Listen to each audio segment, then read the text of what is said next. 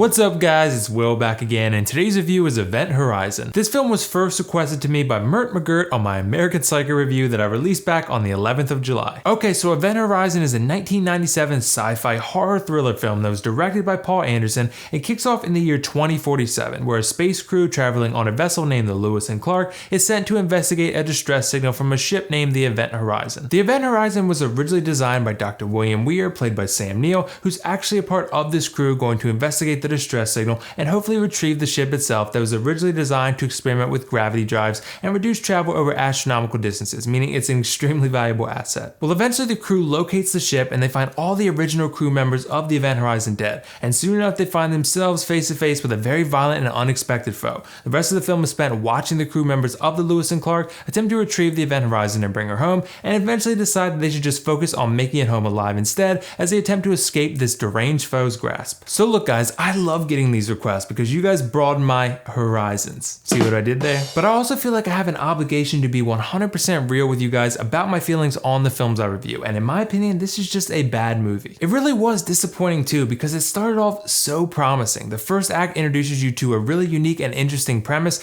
and some cool characters that interact in fun and dramatic ways, but from that point on, things just get silly. I've mentioned to you guys before that I'm a pretty big sci-fi guy. I pretty much love anything that has to do with space exploration and other similar topics, and the first act highlights those sort of elements, and then they take a backseat for the rest of the film while the story transitions to this like balls to the wall horror movie that doesn't really make any sense. Now I'm not going to go into detail about what pushes this conflict forward because even though this movie is like 20 years old, I don't want to spoil it for you in case you actually want to go and watch it. But I'll just say that it mixes two genres that I don't think really need to be mixed, and the formula just felt off. And look, this film was released in 1997 and the standards were far different than they are today almost 20 years later, but after Act 1 there's not much about this story that ever feels very natural. Most of the time the conflict just happens out of nowhere, and I wasn't even sure what was happening some of the time because our characters would just do really stupid things that I couldn't grasp the logic behind, and due to this the conflict feels very forced and unnatural, and I found myself laughing at how some of the scenes played out, which is the opposite effect they should have considering this is a horror movie after all. And on the topic of horror, it just felt like there was an insane amount of gore for shock value horror, which has never really worked for me. I've never felt that showing a ton of gore just to be edgy ever really has the effect you want it to, because I don't feel the fear from the build up with our characters that I should,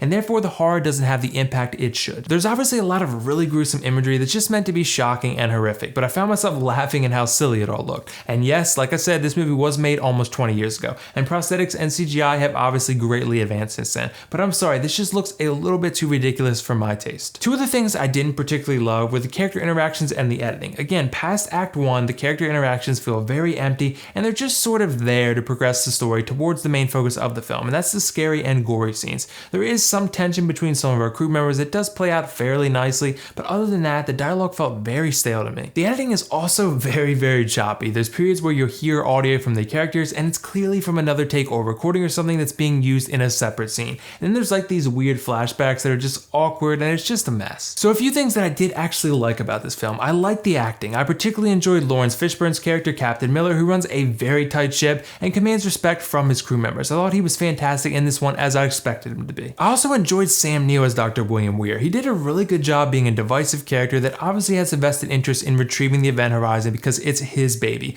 And due to this, he doesn't care as much about the safety of the other crew members like pretty much everyone else on board does. The other actors and actresses in this film are fine as well, and mostly do a very nice job in their respective role. I think the story failed these actors and their solid performances across the board. And finally, I will say that the CGI mostly looks pretty good for a 1997 film. Seeing the Event Horizon ship and the vastness of space itself actually had me fairly impressed when bearing in mind the 1997 release date. But overall, I was sadly very disappointed with Event Horizon. I did think it had some nice acting performances and impressive visuals for a 1997 film, but I also felt it had a very weak and silly story, over-the-top horror, stale dialogue, and poor editing. I'm going to give Event Horizon a 4.5 out of 10 and definitely recommend you watch something else instead, although it is on Netflix's streaming service if you're feeling extra bold. So did you guys see Event Horizon yet? What did you think of it? Let me know your thoughts in the comments below. And if not, let me know whether you'd be interested in watching this film or not. And as always, if you like this video, click that like button and don't forget to subscribe to my channel for much more content like this. Thanks again to Mert Mcgert for the request, and I'm sorry I didn't like this film as much as both of us would have liked. Either way, keep the requests coming, you guys. That's all for now though. This is WillFoxification signing off. See you in the next review.